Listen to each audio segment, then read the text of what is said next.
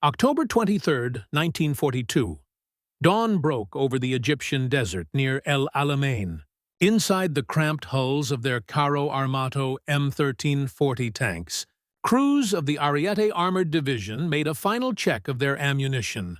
104 rounds of 47 mm shells per tank, and 4 Breda machine guns loaded and ready.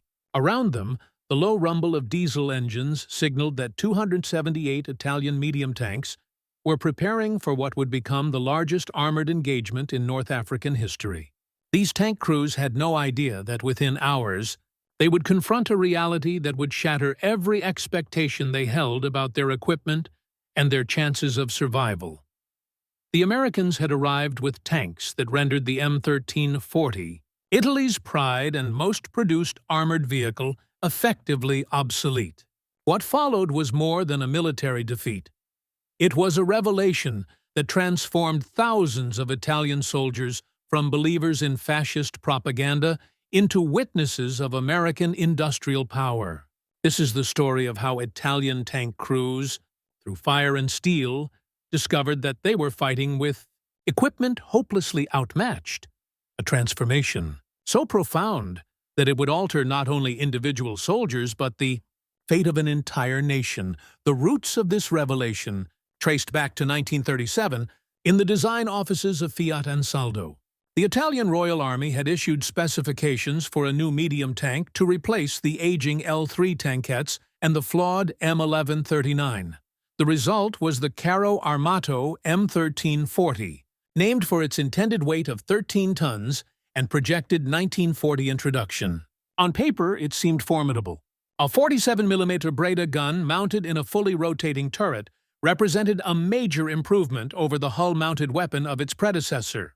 Armor ranged from 30mm on the frontal hull to 42mm on the turret front. 4 crew members operated the tank: a driver, a machine gunner, radio operator, a commander, gunner, and a loader. A Fiat 58 diesel engine producing 125 horsepower allowed a top speed of 32 km/h and respectable range. Production began in late 1940 at Ansaldo factories, with Fiat supplying engines and Breda providing weapons. By December 1940, monthly output reached 60 to 70 tanks, and over 700 M1340s would roll off the assembly lines before production shifted to the improved M1441 variant. In total, over 3,000 tanks would be built on this chassis or its derivatives, forming the backbone of Italian armored forces throughout the war. Italian tank commanders initially believed the M1340 marked their entry into modern armored warfare. Its 47mm gun could penetrate British cruiser tanks at normal ranges, and its armor provided protection against British 2-pounder guns. They felt prepared, but modern warfare was not static. It was a race, and Italy had already fallen behind before the first shots were fired. The first M1340s arrived in North Africa in late 1940 with the Babini Brigade. Crews received roughly 25 days of tank training, a fraction of what British or German crews experienced. Many units lacked cohesion and experience, and most tanks were initially without radios, forcing commanders to rely on hand signals or dismounting, a severe tactical disadvantage. The baptism of fire came during Operation Compass in December 1940. At the Battle of Bardia, January 3–5, 1941, Australian forces assaulted Italian positions defended by M1340s. In 3 days of combat, Australians suffered 456 casualties, while the Italians lost 40,000 men, including 2,000 killed, 3,000 wounded, and 36,000 captured. Survivors reported chaos. Tanks without radios could not coordinate under artillery fire, and vehicles were destroyed before engaging the enemy. Those that fired found their shells effective against British light tanks, but crews were too few, dispersed, and inexperienced. The problem was not solely the tank. In early 1941, the M1340's gun could penetrate most British cruiser tanks at normal range, and its armor was comparable to opponents like the Crusader. The true weaknesses lay in training, doctrine, and support. Italian crews lacked instruction in combined arms tactics, recovery vehicles were nearly non-existent, and maintenance in the harsh desert overwhelmed under-trained mechanics. Supply lines stretched across hundreds of miles of coastline. By April 1941, when the German Africa Corps arrived in force, approximately 240 M13 and M14 tanks were in frontline service. Crews had learned hard lessons from earlier defeats. Training improved. New tank centers opened in Italy. Radios became standard, and crews learned to coordinate with German units. They could fight, and they did. At the First Battle of Bir el Gubi on November 19, 1941, M13 40s from the Ariete Division engaged British armor in a full-day battle. The engagement demonstrated that trained Italian crews could hold their own against British crusaders. Both tanks had strengths and vulnerabilities. Smoke columns rose from burning vehicles across the desert, and by late afternoon, British forces withdrew, leaving 42 destroyed crusaders. Italian losses totaled 34 tanks. The battle showed that Italian crews, given proper training and support, could match their opponents. During the Gazala battles in May-June 1942, Italian armor continued to perform effectively in specific circumstances. On June 12, 1942, M1340s from the Trieste Motorized Division engaged British Grant tanks south of Knightsbridge. Using speed and positioning, Italian crews targeted tracks and flanks, destroying multiple Allied tanks. Despite this skill, the technological gap continued to widen. By early 1942, the Americans supplied British forces with the M3 Grant medium tank, mounting a 75 mm hull gun and a 37 mm turret gun. The hull gun's limited traverse, 15-meter critique, was offset by its ability to outrange the Italian 47 mm gun and penetrate M1340 armor at distances where Italian shells were ineffective. The M1340's weaknesses became increasingly apparent. Riveted construction meant that even non-penetrating hits could send rivets flying inside the crew compartment. Bolted hull plates cracked under stress. The two-man turret forced the commander to serve as both gunner and leader, slowing response times. The diesel engine, while reliable, struggled with the tank's weight, especially when crews added sandbags or spare track links. Tankers were fully aware of these limitations. Many attempted to improve their vehicle's protection by piling sandbags on the glacis plate or welding additional track links to vulnerable areas. But these modifications made the already slow tanks even slower and increased breakdowns from overtaxed engines and transmissions. Italian commanders discouraged the practice, but desperate crews continued it anyway. The Italian army recognized the firepower problem. Beginning in 1942, each tank battalion included at least one company equipped with Semoventi 75-18 self-propelled guns. These turretless vehicles mounted a 75 mm howitzer on the M1340 chassis and could fire shaped charge high-explosive anti-tank shells capable of penetrating Allied armor. They provided crucial fire support that helped offset the medium tank's weaknesses. But the 70s were not tanks. They could not engage in mobile tank combat like the M1340s, and there were never enough of them. Then came October 1942 and the Second Battle of Alamein. Lieutenant General Bernard Montgomery's British 8th Army had spent months building up for a massive offensive. 3 armored divisions, including the famed Desert Rats, prepared to smash through Axis lines. The British assembled 1,000 tanks for the battle, including new Crusader Mark III tanks with powerful 6-pounder guns and Churchill infantry tanks with heavy armor. And they brought something else? Something Italian tankers had heard rumors about, but never seen. American M4 Sherman medium tanks, 250. 2 Shermans were operational at the start of the offensive, equipping multiple British armored brigades. This was the Sherman's combat debut in North Africa. Field Marshal Erwin Rommel's Panzer Army Africa, which included German and Italian forces, deployed approximately 540 tanks to defend. Of these, 278 were Italian M1340 and M1441 variants. Another 20 were Italian L640 light tanks. The Italian armor formed more than half of the Axis tank force. Italian tank crews took position in the southern sector of the 40mm Alamein line. Around them, other Italian tanks dug in behind the extensive minefields RML had laid.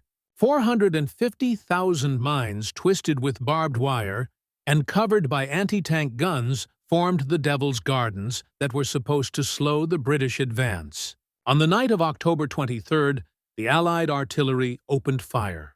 900 guns hurled shells across the desert in a bombardment that shook the earth. The barrage lasted for hours, a tempest of high explosive and shrapnel designed to destroy, demoralize, and confuse. When the guns fell silent just before dawn, the infantry assault began. British and Commonwealth troops advanced through the minefields, engineers clearing paths for the armor to follow. On the second day, the tanks came. Italian crews saw them through their commander periscopes as the sun climbed above the horizon, shapes in the distance, moving through the dust and smoke, too many to count. Commanders called out ranges and targets as they had practiced countless times. The main guns swiveled, tracking the approaching armor. Then they got their first clear look at a Sherman. It was larger than expected, taller. The hull seemed to slope at angles that would deflect shells. Even at over a kilometer away, crews could see the long barrel of the 75 Bean. Feuertrillisch gun, much larger than their own weapon. The Sherman moved with what seemed like casual confidence, not the desperate rushing of tanks under fire, but the measured advance of a predator that knew its prey was outmatched. The M4 Sherman medium tank represented everything the M1340 was not. Where the Italian tank weighed 14 tons, the Sherman weighed 31 tons. The Italian tank had 30 to 42 millimeters or far more. The Sherman had 51 to 64 millimeters of frontal hull armor, heavily sloped for better deflection, and 76 millimeters on the turret front. The Italian main gun could penetrate 88 millimeters of armor at 100 meters using Spanish Civil War-era test data. Thought his dropped significantly against sloped armor. Against the Sherman's sloped frontal armor, Italian shells had little chance of penetration, except at point-blank range. The crews could only hope to penetrate a Sherman from the sides or rear, or by hitting the tracks and suspension. The Sherman's 75mm M3 gun, in contrast, could penetrate 88 mm of vertical armor at 100 meters and 73 mm at 1,000 meters against the M1340's thin, unsloped, riveted armor. These shells were devastating. The Sherman could destroy an Italian medium tank from the front at any combat range. Worse still, the Sherman was faster, more reliable, and easier to maintain. Its Continental radial engine produced 400 horsepower, more than 3 times the Italian tank's output, giving it superior acceleration and cross-country performance. The 5-man crew was properly distributed, with a dedicated commander freed from gunnery duties. Communication systems were excellent. The suspension handled rough terrain better. Ammunition storage was better protected in every measurable category, except perhaps fuel consumption. The Sherman was superior. The first engagements with Sherman tanks lasted only minutes for most Italian crews. Tanks in hull positions, hoping to ambush Allied armor as it advanced, discovered the Shermans would not oblige.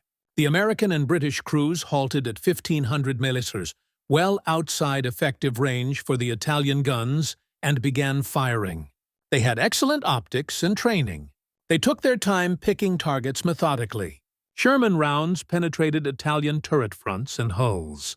Tanks exploded as ammunition detonated. Others caught fire. When shells struck without fully penetrating, the riveted construction proved deadly. Rivets sheared off and became shrapnel inside crew compartments, killing and wounding men even when armor held. Italian crews ordered their drivers to reverse to get behind better cover, but the Shermans used their superior range, armor, and mobility to dictate the terms of engagement. This pattern repeated across the battlefield. Italian crews fought with desperate courage, trying to close range where their guns might be effective. But the Shermans stayed at distance, used hull-down positions, coordinated with infantry and artillery. When Italian tanks did manage to close range, often through clever use of terrain or nighttime maneuvers, they discovered another problem. Even successful hits on Sherman frontal armor often failed to penetrate. The sloped armor and face-hardened plates deflected shells that would have destroyed an M13 or 440. Italian tankers were reduced to aiming for tracks, trying to immobilize their opponents, hoping that infantry anti-tank guns or German tanks could finish what they started. Every engagement became about survival, not combat. Crews learned to run, to hide, to pray that they would not face the Shermans directly. The Second Battle of Alamein raged for 13 days from October 23rd to November 11th.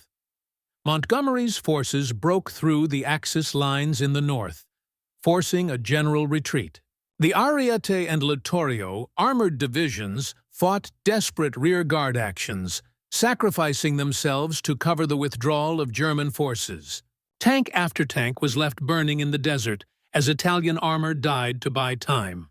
By November 11th, when the battle ended, the Axis forces had been decisively defeated.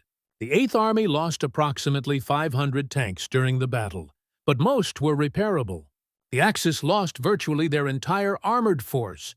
Of the 278 Italian medium tanks that began the battle, fewer than 30 escaped the battlefield. Many were simply abandoned when they broke down during the retreat, left as scrap metal in the desert. The retreat from Egypt marked the beginning of the end for Italian armor in North Africa. As the front lines moved westward, Italian tankers faced not only Shermans, but also more British Grants. Improved Crusaders with 6-pounder guns and growing numbers of American forces equipped with the latest armor. By early 1943, the situation had become desperate. The Centauro division fighting in Tunisia was virtually destroyed. The remaining M13 and M14 tanks were completely surpassed technologically. Their main guns were useless against Allied medium tanks, except at point-blank range. While those same Allied tanks could destroy Italian armor from a distance, Italian crews resorted to desperate tactics. They targeted tank tracks and suspensions rather than attempting to penetrate armor. They relied heavily on supporting Semovente self-propelled guns and towed artillery. They attacked at night when possible, trying to close range under cover of darkness. They used terrain masterfully, ambushing from unexpected positions. But tactics could only compensate so much for material inferiority. The end came in May 1943. General Jürgen Vonum surrendered the remaining Axis forces in Tunisia. Approximately 250,000 German and Italian soldiers became prisoners. Among them were the survivors of Italy's armored units, tankers who had fought from the earliest days in Libya through the catastrophic defeats in Egypt and Tunisia. These men entered Allied captivity with a mixture of relief and shame. Relief that the fighting was over, that they had survived. Shame that Italy had been so thoroughly defeated, that their tanks had proven so inadequate, that all their sacrifices had accomplished nothing.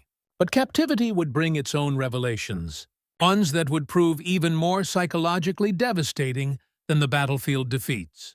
They would see industrial capacity that made their battlefield losses not just understandable, but inevitable. Several thousand Italian prisoners were shipped to the United States. The voyage across the Atlantic in the summer of 1943 took 2 weeks aboard American Liberty ships. These vessels themselves were monuments to American industrial power. The famous SS Robert E. Peary had been launched after just 4 days, 15 hours, and 29 minutes of construction at Kaiser shipyards in Richmond California in November 1942. Though additional fitting out extended total delivery time, normal construction averaged 30 to 42 days by 1943. These ships, produced at a rate approaching 3 per day at peak across multiple shipyards, were returning from delivering supplies to the European theater. The Italian prisoners noticed the abundance immediately.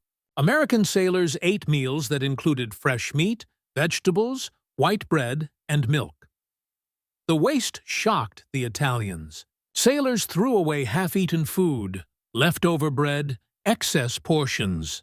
Things that would have been treasured in Italy were discarded without thought, because the supply seemed endless. The American crew ate better than Italian officers. They complained about the food quality while eating steaks and fresh fruit. They threw away in one day what Italian families would consider a month's ration. When the ships approached the American coast and docked at Norfolk, Virginia, in August 1943, the prisoners received their first view of American industrial infrastructure. The naval base sprawled across thousands of acres. Dozens of ships loaded and unloaded simultaneously. Electric cranes lifted cargo that would have required gangs of laborers in Italy. The port operated 24 hours, ablaze with electric lights, even at night. Former factory workers from Italian industrial cities counted dozens of cargo ships in various stages of loading.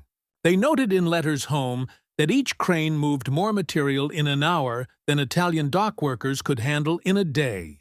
Everything ran on electricity. Everything was mechanized. Everything was efficient on a scale that seemed impossible.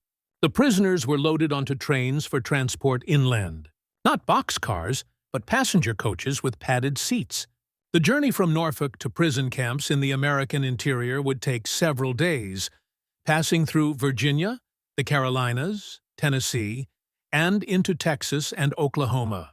Along the way, Italian prisoners pressed their faces against windows, witnessing an America that contradicted everything fascist propaganda had told them. Every small town blazed with electric lights. Shops had illuminated windows displaying goods. Houses had lights in multiple rooms. Factories ran night shifts, their parking lots full of workers' automobiles. Hundreds of them. Thousands of them. In Italy, private car ownership was a privilege of the wealthy. Here, ordinary workers drove to their jobs. Italian officers who had traveled through Germany noted in letters that passed Allied censors that they had traveled through dozens of American towns and cities. Everyone had more electric lighting than Rome. They passed factories larger than anything in Milan or Turin. At midnight, they saw parking lots full of cars belonging to workers on the Pormas. Night shift workers owned cars. In America, workers owned cars. The trains passed near industrial facilities that demonstrated American manufacturing capacity. Near Louisville, the prisoners glimpsed the Rubber Town synthetic rubber complex. Multiple massive factories, each employing thousands, formed part of a national program that produced over 800,000 tons of synthetic rubber annually by 1945. Louisville's facilities alone contributed nearly 200,000 tons at peak production.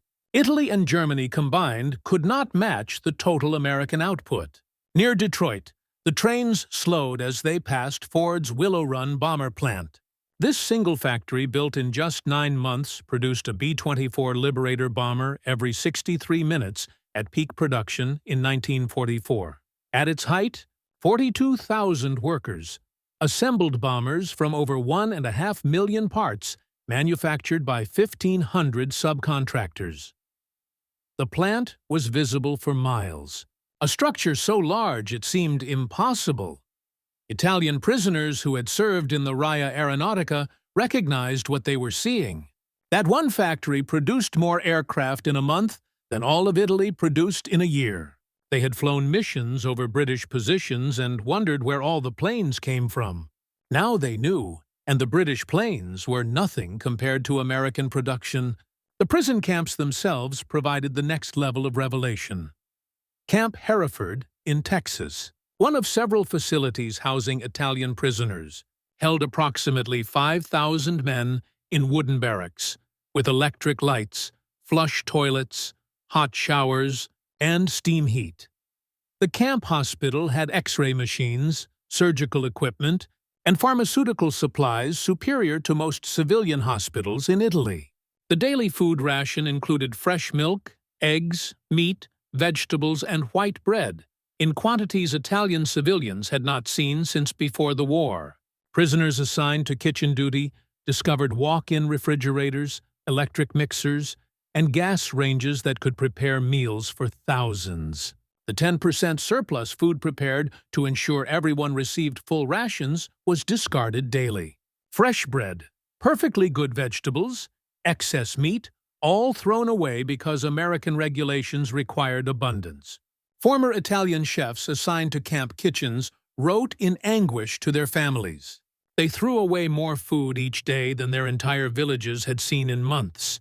Not spoiled food, fresh bread, good vegetables, meat without defects. The Americans required excess to guarantee no one went hungry. They had so much that waste was policy, not failure. By autumn 1943, the labor shortage in American agriculture led to Italian prisoners working in fields and factories under Geneva Convention rules.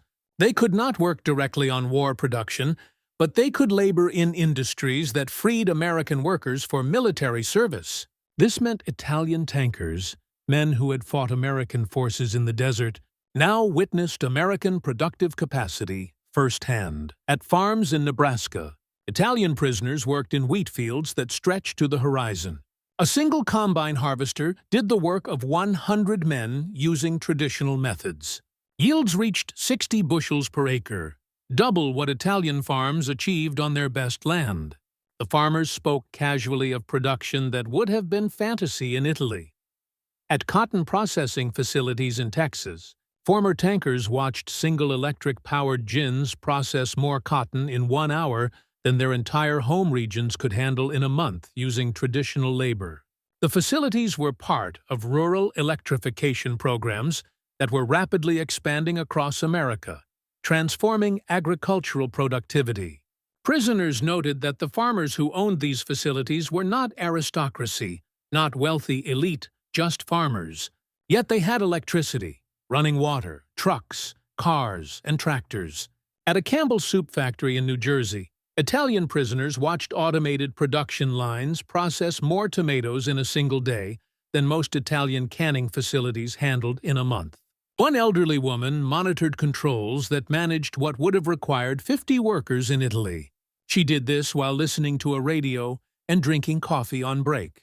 The factory operated with a skeleton crew because most young workers were in military service.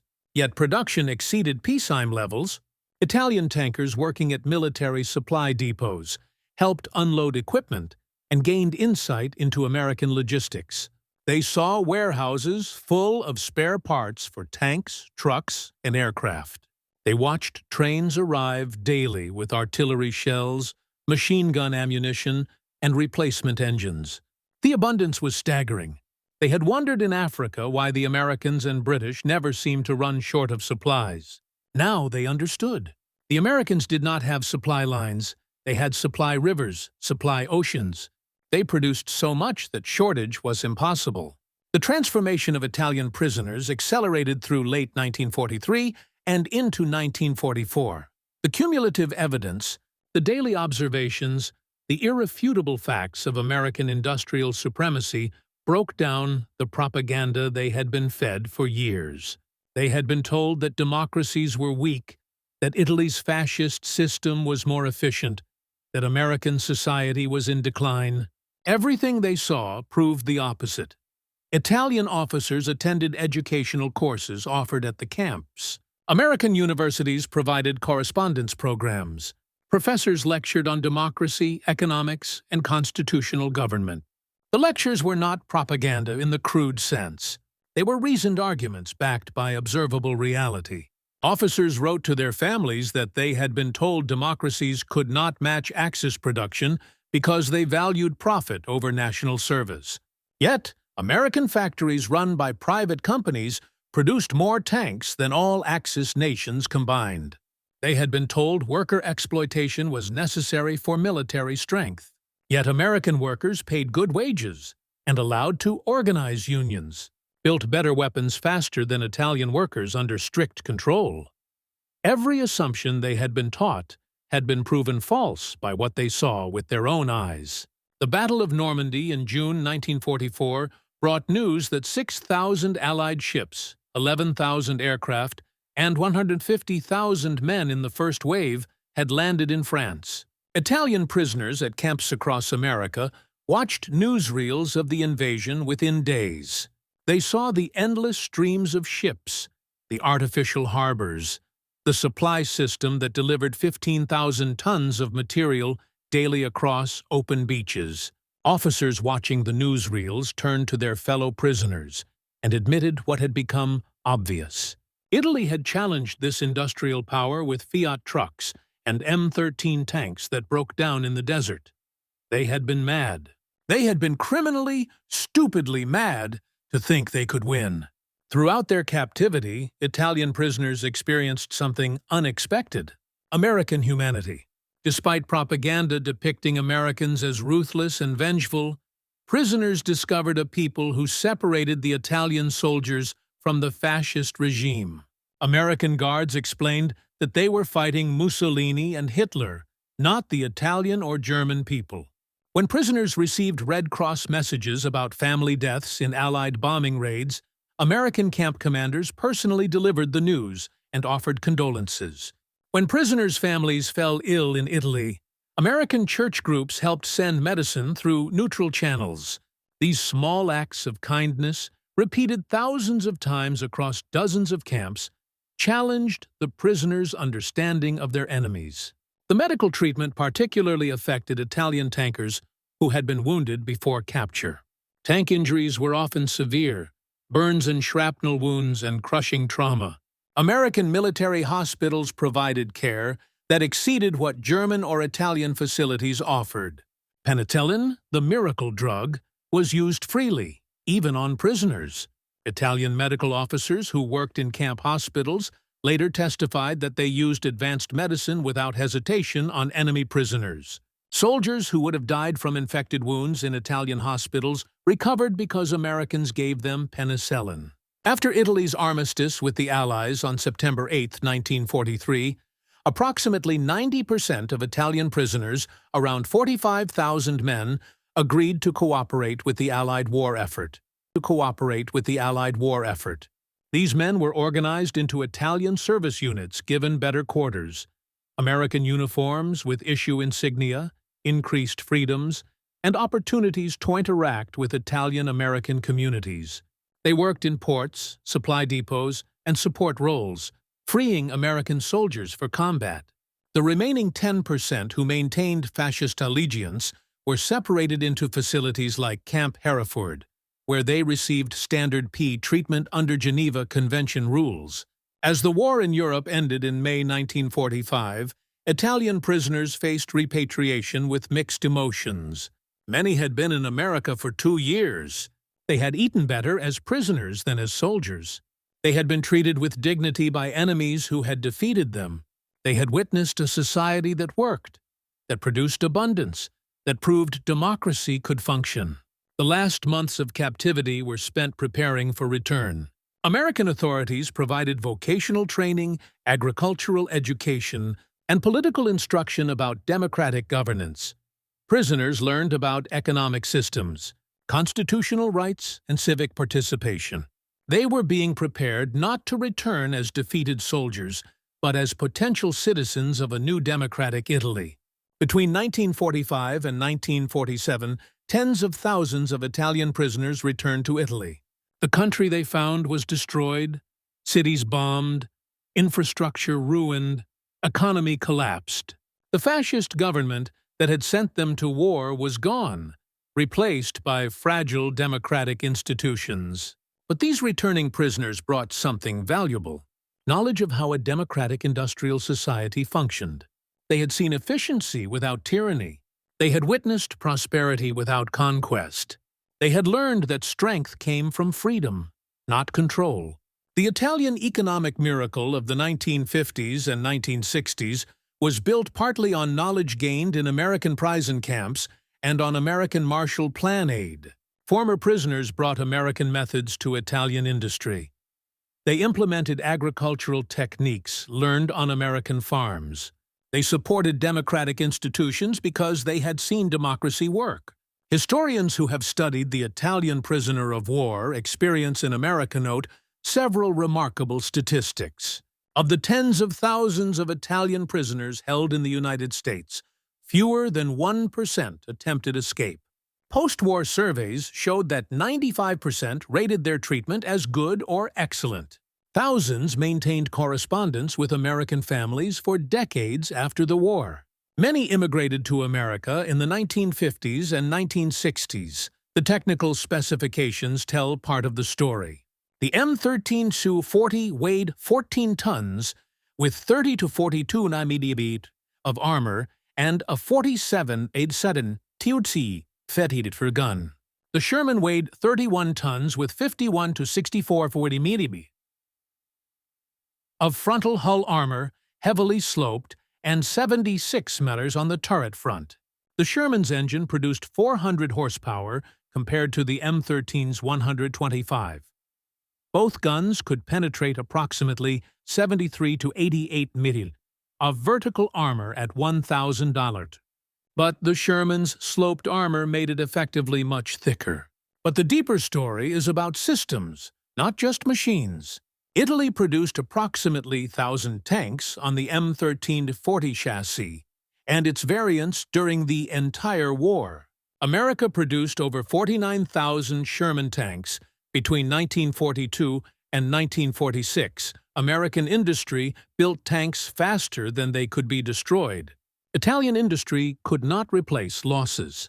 The M13-40 required skilled craftsmen to build. Production rates rarely exceeded 70 tanks per month.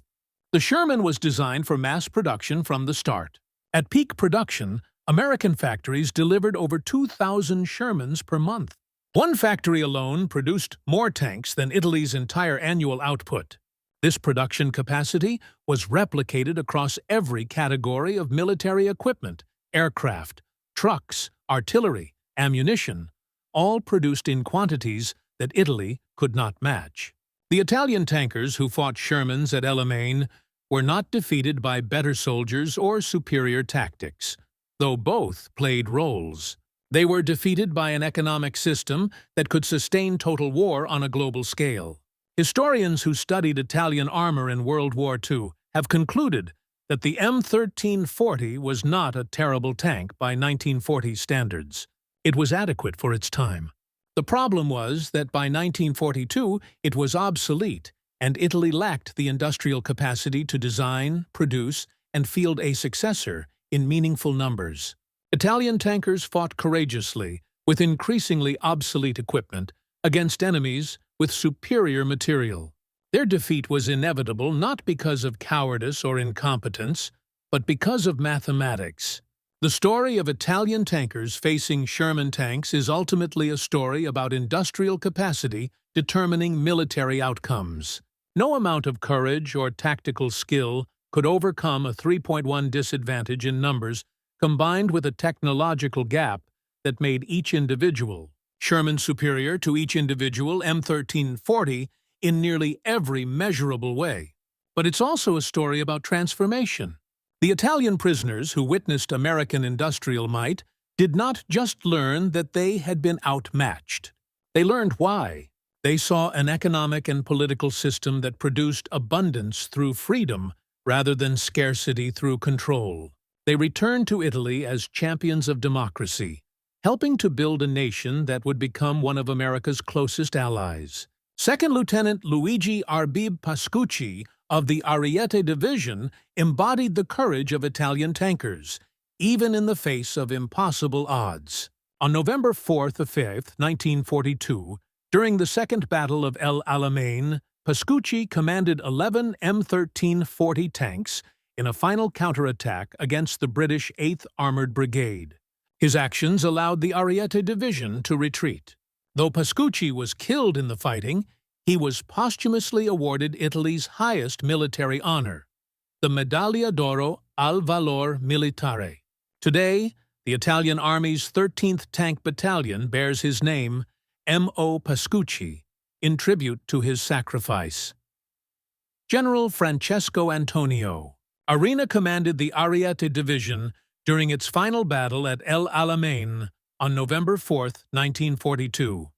Surrounded and facing destruction, Arena sent a last message that captured both the desperation and determination of Italian armored units.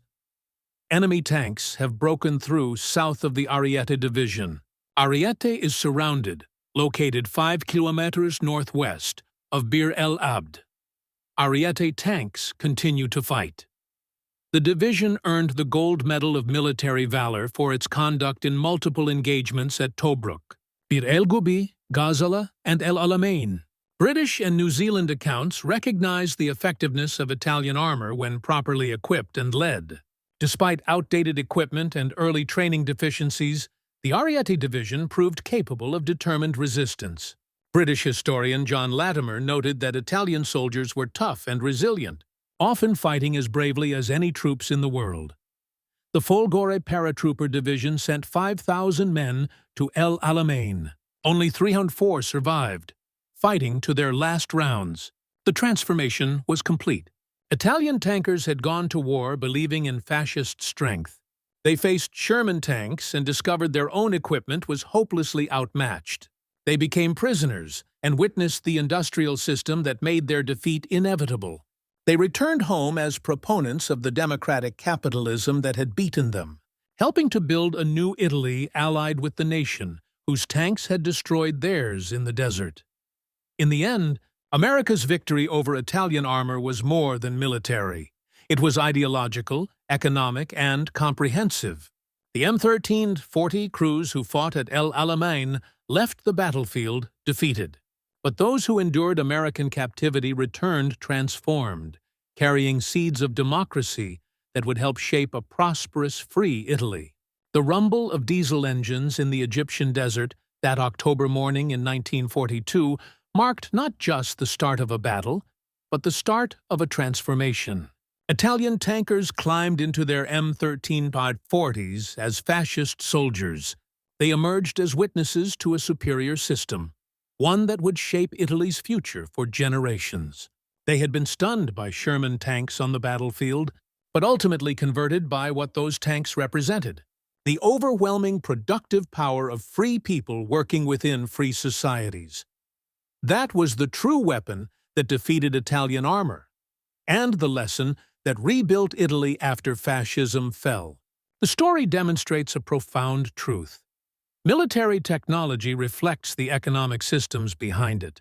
The Sherman was superior to the M1340, not merely because Americans were better engineers, though their design was excellent, but because American democracy fostered conditions where innovation flourished, mass production thrived, and abundance was possible.